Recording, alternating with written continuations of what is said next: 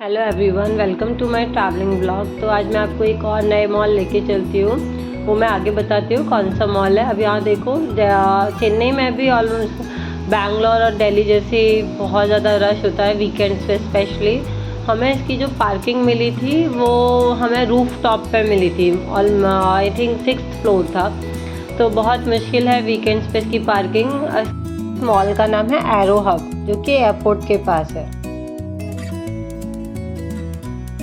Parking से निकल के हम सीधा फूड कोर्ट में निकले, क्योंकि पार्किंग से जब हम एंट्री कर रहे थे मॉल के अंदर, तो वो फूड कोर्ट में यहाँ पे ऐसे डिस्प्ले चलता रहता है कि कौन सी फ़्लाइट्स आने वाली है, तो उसके बारे में आप चेक भी कर सकते हो। जैसे अगर आपको वेट करना है आपकी फ़्लाइट का, तो आप यहाँ पे वेट कर सकते हो। इसका जो फूड कोर्ट है वो बिल्कुल भी अच्छा नहीं है, मतलब सिर्फ ठीक है, आप काम चलाओ, आप इसमें खा पी सकते हो, बट उतना एक्साइटिंग नहीं है जैसे बाकी मॉलों में होता है।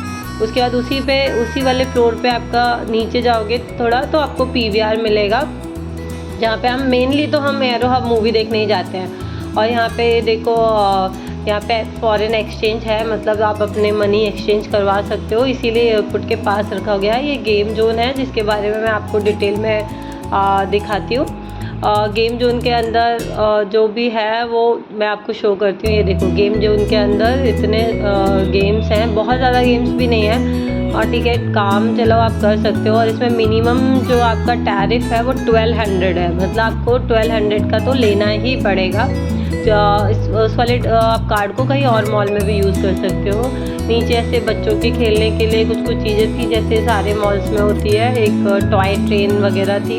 एक चीज़ और, इस मॉल में जितनी भी चीज़ें डिस्प्ले बोर्ड में ये लगा रखी है ना, जो मैंने आपको शो करी है, इनमें से 80% क्लोज है, ओनली 20% ही इसमें ओपन है। अगर आप शॉपिंग पॉइंट ऑफ व्यू से जा रहे हो एरो हब, तो बिल्कुल भी मत जाना, क्योंकि यहाँ पे आपको कुछ भी नहीं मिलने वाला है। कोई शॉपिंग आप नहीं कर सकते, आप विंडो शॉपिंग भी नहीं कर सकते। बहुत ज़्यादा बोर होने वाले हो इस मॉल के अंदर।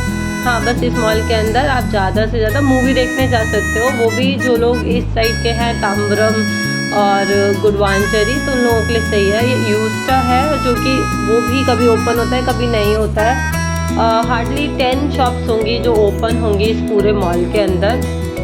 भाई मेरे को तो ये मॉल बिल्कुल भी पसंद नहीं आया, बट क्योंकि हमारे यहाँ से पास पड़ता है और हमें हिंदी मूवीज़ देखनी होती है, तो उसके अकॉर्डिंग तो ये मॉल हमें ठीक लगता है। यहाँ पे हाउस ऑफ कश्मीर भी है, बहुत महंगा है भाई, कुछ ख़रीदने लायक नहीं है, पर क्योंकि एयरपोर्ट के पास है, तो एयरपोर्ट में जो भी लोग आएंगे, बहुत पैसे वाले लोग भी आते हैं, तो वो इसमें से कुछ ले सकते हैं गिफ्ट के पर्पज़ से, पर उतना भी अच्छा नहीं है। ये देखो, इतनी सारी चीज़ें दे रखी है भाई डिस्प्ले के अंदर, पर कुछ भी नहीं मिलता। इवन मैं तो बाटा और डब्लूज़ का देख के चली गई थी कि चलो कुछ तो लेते हैं, बट कुछ भी नहीं था।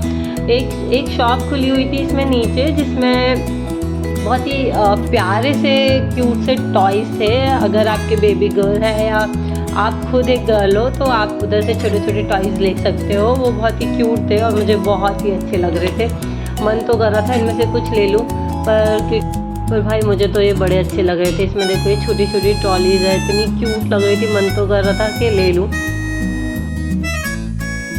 हाँ, अगर आप सिर्फ मूवी देखने जा रहे हो तो आप इस मॉल को चूज़ कर सकते हो। इसकी रेटिंग मैं दूंगी 2 आउट ऑफ 10। और ठीक है, इसका कंफर्टेबल था, जो आपका PVR था, मूवी देखने आप आराम से जा सकते हो।